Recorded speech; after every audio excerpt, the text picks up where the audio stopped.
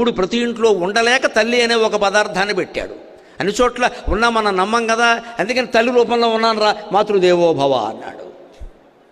ఇంకా నీకు నమ్మకం కలగలేదా పితృదేవో భవ అన్నాడు. ఇంకా నీకు నమ్మకం, ఇంకా నీకు ఎక్కువ కావాలి దేవుళ్ళు అంటే గురుదేవో భవ ఆచార్య దేవో భవ అన్నాడు. ఇంకా అంతకంటే విశిష్టంగా చెప్పింది మన భారతీయ సంస్కృతి. ఒక పూట అన్నం తినడానికి నీ ఇంటికి వచ్చి వెళ్ళిపోయే అతిథి కూడా నీకు దేవుడేరా అని చెప్పిన ఏకైక సంస్కృతి భారతీయ సంస్కృతి. అతిథి దేవో భవ, అతిథి దేవో భవ. ప్రపంచంలో ఎక్కడా మరే సంస్కృతిలో, మరే ధర్మంలో, మరే గ్రంథంలో ఈ మాట కనపడదండి, ఒక్క హిందూ వేదంలో తప్ప. ఓ పూట వచ్చి తిని వెళ్ళిపోయే అతిథి దేవుడు ఏమిటండి? అతిథి మనకేం నేర్పుతాడు అంటే మనకే కాకుండా ఇంకోళ్ళకి పెట్టే గుణం నేర్పుతున్నాడు, త్యాగం నేర్పుతున్నాడు. అందుకని అతిథి కూడా దేవుడే అని చెప్పింది మన సంస్కృతి. ఇంకొకళ్ళకి పెట్టిందే నీకు దక్కుతుంది, నువ్వు తిన్నది నీకు దక్కదు.